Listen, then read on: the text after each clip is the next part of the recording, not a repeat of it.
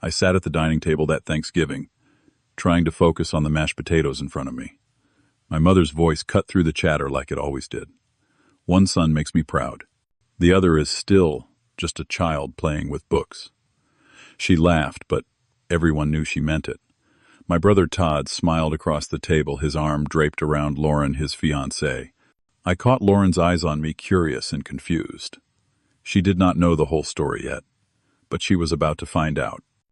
What happened next changed everything, and it started with a simple Google search. Before I tell you how everything unraveled, let me know where you are watching from. Drop a like and hit subscribe, because what happens when the truth finally comes out is something you will not want to miss. Trust me, this story proves that sometimes the quietest person in the room has the loudest accomplishments. Let me take you back to how things were before that moment. Todd was always the golden child. He was 5 years older than me, and from the time I could remember, he was the one Mom bragged about to everyone. He became a real estate broker in the city, and he was good at it. Todd wore tailored shirts that never had a wrinkle, Italian leather shoes that cost more than my monthly rent, and he drove a black BMW that reflected the sunlight like a mirror. He lived in a penthouse downtown with floor-to-ceiling windows overlooking the river. Every weekend, his social media lit up with photos from expensive restaurants, beach vacations, and luxury hotels. Mom would call her friends and say, "My son just closed a $3 million deal." Her voice swelled with pride every single time. Then there was me, Charlie. I took a different path. I got my PhD in marine biology and worked as a research scientist at the State University. I studied coral reef ecosystems and climate change impacts. My days were spent in the lab, analyzing data, writing research papers, or out in the field diving into the ocean to collect samples. I lived in a small studio apartment near campus. The furniture was secondhand, and my car was a 2008 Honda Civic with a dent in the back bumper. But I loved what I did. I had published over 30 papers in major scientific journals. I had just received the National Science Foundation Career Award, a $500,000 grant for 5 years of research. Journalists called me for interviews about ocean conservation. Government officials consulted me on environmental policy. My work mattered. It made a real difference in the world. But Mom did not see it that way. When people asked about me, she would wave her hand dismissively and say, "Oh, Charlie just likes books. Still in school, you know." She said it like I was stuck in some extended adolescence, like I had failed to grow up. It hurt more than I ever let on. Growing up, both Todd and I did well in school. We were both smart kids. But when it came time for college, Todd chose business because he said it was the fastest way to make money. I chose biology because I had been obsessed with the ocean since I was 7 years old.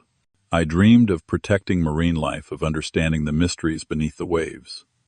Our father died when I was 12. After that, Mom had to raise us alone. She became practical, focused on survival.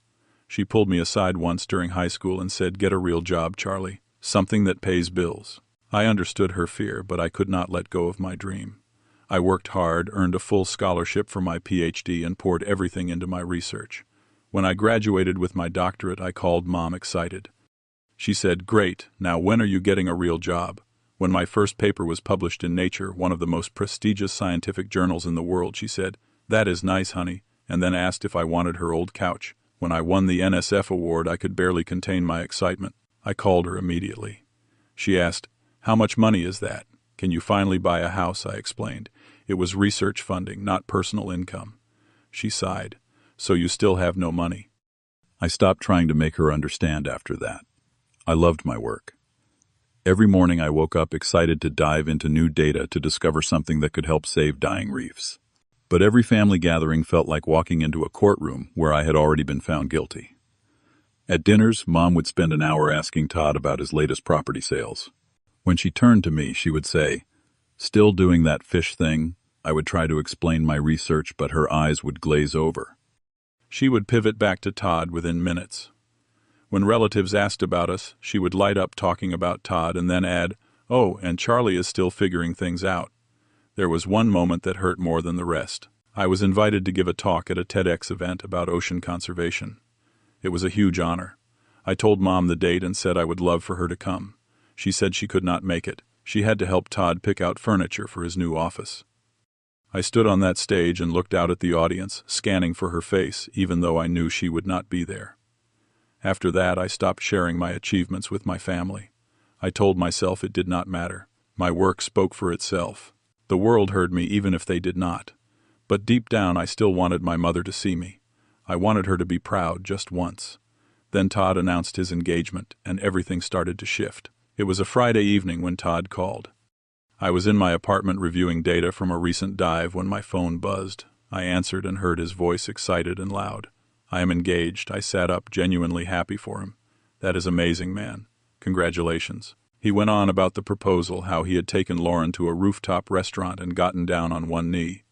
I could hear Mom in the background shrieking with joy. By the time I hung up, she had already called half the neighborhood. That weekend, we gathered at Mom's house to meet Lauren officially. Mom went all out. She cooked a massive dinner with roasted chicken, garlic, mashed potatoes, glazed carrots, and homemade rolls. She bought fresh flowers and put them in every room. The house smelled like vanilla candles and lavender. I showed up in my usual jeans and an old sweater. Mom opened the door, looked me up and down, and frowned. "Could you not dress nicer?" I shrugged. "This is what I have, Mom." She sighed and let me in. Lauren arrived shortly after with Todd. She was tall, with long brown hair and an easy smile. She worked as a marketing director for a tech company and seemed smart, articulate, and kind. When Todd introduced us, she shook my hand firmly. "Todd talks about you. You are a scientist, right?" I opened my mouth to respond, but Mom cut in before I could say a word. "Oh, Charlie just plays with books all day. Not like Todd here, who closes real deals." She said it with a laugh, but the sting was sharp. Lauren looked at me with a confused expression, like she was trying to make sense of the comment. Todd chuckled. "Yeah, my little brother is still figuring things out." I swallowed the anger rising in my throat and forced a smile. I tried to explain. "Actually, I research coral reef ecosystems and how climate change impacts marine biodiversity. I work at the university and—" Mom interrupted again. "Lauren, let me show you the photos of Todd's new lake house." She grabbed Lauren's arm and pulled her toward the living room. Lauren glanced back at me, that same puzzled look in her eyes. The rest of dinner was more of the same. Every time I tried to contribute to the conversation, Mom would steer it back to Todd. Lauren would occasionally try to ask me questions, but she kept getting cut off. By the end of the evening, I felt invisible. The wedding planning consumed the next few months. Every weekend there were meetings about venues, catering, floral arrangements, and seating charts. I showed up to most of them, but no one asked for my input. At one meeting, I suggested an ocean theme for the decorations, thinking it might be beautiful. Mom patted my hand like I was a child. "Honey, let the adults handle this." Todd made all the final decisions, and Mom agreed with everything he said. I offered to contribute money toward the wedding costs. Mom waved me off. "Keep your money. You need it more than we do." That sentence felt like a knife twisting in my chest. Another time, we went to pick out suits for the groomsmen. Mom took Todd shopping for an entire afternoon, driving to 3 different stores until he found the perfect fit. When it was my turn, she said, "Just wear something decent you already have." At the rehearsal dinner, Mom introduced me to distant relatives. "This is my other son, the one who still lives like a college student." She laughed, and everyone joined in politely. I saw Lauren sitting nearby. She had heard every word. Her brow furrowed, and I could see the wheels turning in her mind. Lauren started paying closer attention after that. Every time Mom made a dismissive comment about me, Lauren would shift in her seat or frown. One evening she asked Todd, "Why does your mom talk to Charlie like that?" Todd shrugged it off. "Oh, she is just joking. They have that dynamic." Lauren did not look convinced, but she did not push further. Another night the family sat around looking at old photo albums. Mom pointed to a picture of Todd in his cap and gown. So proud of this moment. I had graduated the same year with a full academic scholarship, but when she flipped to my photo, she barely glanced at it. "Oh, here is Charlie, too." Lauren watched this exchange. She looked at me and saw something in my eyes. Pain, maybe. Resignation. She started to wonder if something was deeply wrong. The week before the wedding, we had one final family dinner. Mom raised her glass for a toast. To my successful son and his beautiful bride, she did not mention me. Then she said it again, the line that had echoed through my entire life. "I always say one son makes me proud, the other is still just a child." She smiled as if it were a harmless joke, but her eyes told the truth. I set down my fork. My appetite was gone. I stared at my plate, trying to keep my expression neutral. Lauren was watching. She saw me bite my lip. She saw the hurt. That night she could not let it go anymore. After everyone left, she went home, opened her laptop, and typed my name into Google. Lauren could not sleep that night. She kept replaying the dinner in her mind, the way Mom had dismissed me so casually, the way Todd had smirked. Something felt wrong, and she needed to know the truth. She sat on her couch with her laptop and typed into the search bar, Charlie Anderson, Marine Biology. She hit enter. The first result was my university profile page. She clicked it. Dr. Charlie Anderson, Assistant Professor of Marine Biology. Her eyes widened. She scrolled down and saw a list of my publications. Over 30 research papers in journals like Nature Science and Marine Ecology Progress Series. She kept scrolling. There were links to interviews, awards, conference presentations. She clicked on an article. Local scientist receives National Science Foundation Career Award. The article explained that I had been selected for a prestigious grant worth $500,000 over 5 years to fund groundbreaking research on coral restoration. Lauren sat back stunned. She opened another link. It was a video of me presenting at an international marine biology conference. I stood confidently on stage, explaining complex climate data and showing charts about ocean acidification. My voice was clear, authoritative, passionate. She watched the entire 20-minute presentation. "This is the same guy they call a child," she whispered to herself. She kept digging. News outlets had interviewed me about environmental policy. I had testified before a state legislative committee on coastal protection. My Google Scholar profile showed over 1,000 citations of my work by other scientists.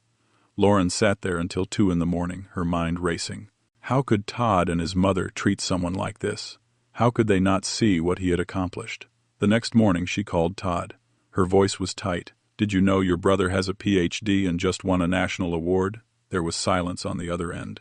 "Todd, I am talking to you," he sighed. "Yeah, I know." Lauren felt anger rising in her chest. "Why did you not tell me? Why does your mom treat him like that?" Todd sounded defensive. "Look, Charlie chose that life. No money, no status. Mom just wishes he picked something better." Lauren could not believe what she was hearing. "Something better. He is literally an award-winning scientist," Todd snapped back. "Awards do not pay bills, babe." Lauren's voice shook. "He makes more impact than selling houses." Todd went silent for a moment, then said coldly, "What is that supposed to mean?" Lauren did not back down. "I mean, your family treats him like garbage when he is actually incredible." Todd shot back. "You are overreacting," Lauren said firmly. "No, I am seeing clearly for the first time." She realized then that Todd knew. He had always known about my achievements, but he had never told her. He had actively downplayed my work because he wanted to be the successful one, the favorite son. Lauren felt sick. She had agreed to marry someone who could watch his brother be humiliated and say nothing. Lauren texted me later that day. "Can we talk? Just us?" I was surprised, but agreed. We met at a small coffee shop near campus. The place smelled like roasted beans and cinnamon. Lauren sat across from me, her expression serious. "I Googled you." I smiled bitterly. "Oh." She leaned forward. "Why did you not tell anyone? Your mom, your brother, they have no idea." I shook my head. "They know. They just do not care." She looked confused. "What do you mean?" So I told her everything. When I earned my PhD, Mom asked when I would get a real job. When my first major paper was published in Nature, she said it was nice and changed the subject. When I won the NSF award, I called her so excited. She asked how much money it was. I explained it was funding for my research, not a personal check. She sighed and said, "So you still have no money?" I stopped trying after that. Why share my wins with people who see them as losses? Lauren's eyes filled with tears. "That is so unfair." I shrugged. "I accepted it a long time ago. My work speaks for itself, even if my family does not hear it." Lauren clenched her fists. Someone needs to hear it. She decided right then that she was going to do something about it. A few days later, Lauren asked to meet with Mom privately. She said it was about wedding details, but she had another agenda. They sat in Mom's living room with tea and cookies. After a few minutes of small talk, Lauren opened her laptop. "Can I show you something?" She pulled up my university page. "Did you know Charlie is Dr. Charlie?" Mom looked at the screen. "Well, yes, he got some degree." Lauren's voice was firm. "Not some degree. A PhD from Stanford." She clicked through to my awards page. National Science Foundation Career Award. "Do you know how prestigious this is?" Mom looked uncomfortable. I did not know it was that important. Lauren kept going. He is recognized internationally. Look at these publications. She showed Mom the list of journals, the citations, the media interviews. Journalists interview him. Governments consult him. And you call him a child. Mom's face flushed. She tried to defend herself. I just meant he does not have a stable life like Todd. Lauren did not let her off the hook. Stable. He has a tenure-track position at a major university. He is more stable than most people, Mom stammered. But he lives in that tiny apartment. Lauren leaned forward. Because he spent years becoming an expert in his field. Todd lives in a fancy penthouse, but what has he actually achieved? Mom looked shocked that Lauren would question Todd. Lauren softened her voice slightly. I love Todd, but you need to see both your sons clearly. Mom's eyes filled with tears. I did not know. I thought he was wasting his time. Lauren closed the laptop. You thought he was failing. But he has been succeeding in ways you never bothered to understand. Mom sat in silence, wiping her eyes. The weight of her mistakes seemed to hit her all at once. Lauren was not done. She reached out to some of the extended family members and shared what she had learned about me. Within days, my phone started ringing. My aunt called. Is it true you won a national award? Why did not anyone tell us? A cousin sent a message congratulating me. Mom's best friend found an article about my research online and called Mom to ask why she had kept it a secret. Mom realized that other people saw value in what I did. She had been blind to it. Todd was furious with Lauren. Why are you making this a big deal? You are ruining our wedding week. Lauren stood her ground. Your family treats him terribly and someone needs to stand up. Todd accused her of overreacting. Lauren shot back. No, your family's dysfunction is what is ruining it. The tension between them was thick. I found out what Lauren had done when my aunt called me. I called Lauren afterward. You did not have to do that. Her voice was steady. Yes, I did. Someone needed to. I felt a lump in my throat. Thank you. But I learned to live without their approval, she said quietly. You should not have to. I was grateful, but I also felt a strange sense of freedom. I had spent so long chasing validation that I had forgotten I did not need it. Lauren standing up for me was powerful not because it changed my mother's mind, but because it reminded me that I was worth standing up for. The wedding day arrived. It was a beautiful ceremony at a vineyard with rolling hills and endless blue sky. Everything went as planned. The flowers were perfect. The music was elegant. Todd and Lauren exchanged vows and everyone clapped, but the atmosphere was different than it should have been. There was tension beneath the surface. Mom kept glancing at me with guilty eyes. I could see her struggling with something, but I did not know what to say to her. During the reception, relatives approached me, not just to make small talk, but to congratulate me. My uncle clapped me on the shoulder. Your mom showed me your research. Incredible, son. My aunt hugged me tight. We should have known sooner. So proud of you, cousins, I had not seen in years, came up to ask about my work. For the first time at a family event, I was not invisible. People saw me. But instead of feeling triumphant, I felt empty. The recognition from distant relatives did not fill the void left by my mother. I realized that no amount of external validation could heal the wound of not being seen by the person who mattered most. During dinner, Mom walked over to my table. She stood there awkwardly, wringing her hands. Honey, I need to talk to you. I looked up at her. She sat down beside me. I am sorry. I did not understand. I nodded. I know, Mom. She reached for my hand. Can we start over? I pulled my hand back gently. I need time to think about what that means. Her face fell, but she nodded. I was not angry. I was just tired. Tired of hoping she would change. Tired of waiting for her to see me. I needed space to figure out what kind of relationship we could have moving forward. After the wedding, I spent a lot of time thinking. I realized I had spent my entire life seeking my mother's approval. I had wanted her to look at me the way she looked at Todd. But maybe she could not. It was not because she was cruel. It was because we measured success in completely different ways. She measured it in money houses and social status. I measured it in impact discovery and contribution to the world. We were speaking different languages, and no amount of translation was going to bridge that gap. I decided to set boundaries. I would not cut my mother out of my life completely, but I would protect myself emotionally. I would attend big family events.